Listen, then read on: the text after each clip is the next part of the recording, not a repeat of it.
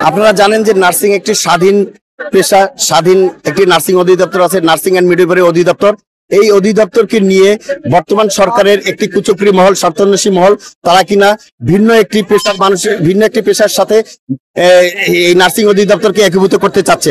সেটারই প্রতিবাদে আমরা সারা বাংলাদেশ ব্যাপী আন্দোলন চালিয়ে যাচ্ছি এবং আমাদের এর সঙ্গে আরো 8টি দাবি আছে। আমাদের প্রথম দাবি হচ্ছে আমাদের নার্সিং এন্ড মিডওয়াইফারি অধিদপ্তরকে স্বাধীন থাকতে হবে। এটাকে নিয়ে কোনো রকম টালবাহানা করা চলবে না।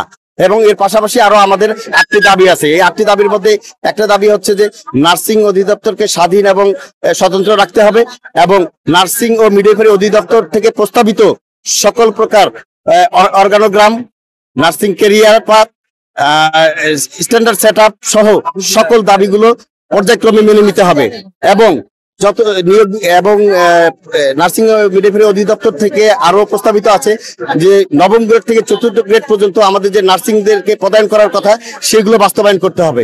এগুলো যদি অনতিবিলম্বে বাস্তবায়ন না হয় তাহলে আমরা আগামী 2রা ডিসেম্বর থেকে কমপ্লিট শাটডাউনে যাব। কমপ্লিট শাটডাউন ততক্ষণ পর্যন্ত চলবে যতক্ষণ পর্যন্ত আমাদের দাবিগুলো মেনে নেওয়া না হবে। তাই সরকার বাহাদুরদের কাছে আকুল আবেদন যেন অতি দ্রুত অনতিবিলম্বে আমাদের কমপ্লিট শাটডাউনে যেতে না হয় সেই ব্যবস্থা করার জন্য অনুরোধ করছি। আমাদের যে স্বতন্ত্র একটা অধিদপ্তর আছে, এটা থেকে আমাদেরকে আলাদা করে আমাদেরকে অন্য কোনো অধিদপ্তরের সাথে অ্যাড করতে চাচ্ছে, যেটা আমরা কখনোই চাই না। আমাদের আন্দোলনটা এই কারণে, আমাদের যে আরো বাকি যে এইটা সহ বাকি যে 7টা দাবি আছে, এগুলো যদি আমাদের অতি সত্বর যদি আমাদেরকে এটা মানিয়ে নেওয়া না হয় তাহলে আমরা কমপ্লিট শাটডাউনে যাব। শুধু কমপ্লিট শাটডাউন না, এর থেকে যদি আরো বেশি কিছু করতে হয় আমরা সেটা করতেও রাজি আছি। যেখানে আমাদের সেবাই ধর্ম, সেবাই কর্ম, সেখানে আমরা কেন সেবা না দিয়ে রাস্তায় থাকবো? প্রশাসনকে এটা দেখতে হবে।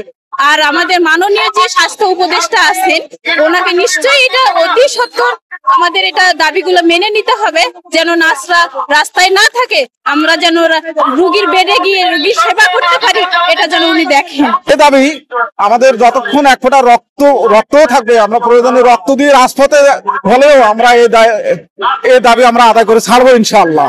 আমরা আমাদের স্বতন্ত্র যে ডিজিএনএম আছে সেটা আমরা ফিরে পেতে চাই। আমরা মূলত 8 দফা দাবির কারণে এই আন্দোলনে নেমেছি। আমাদের 8 দফা দাবির প্রথম দফা দাবি হচ্ছে যে আমাদের নার্সিং ও মিডওয়াইফারি একটি অধিদপ্তর রয়েছে, সেই অধিদপ্তরকে কিছু কুচক্রী মহল রয়েছে যারা অন্য একটা অধিদপ্তরের আওতায় নিয়ে যেতে চায়, কিন্তু আমরা চাই না আমাদের অধিদপ্তর অন্য অধিদপ্তরের আওতায় চলে যায়।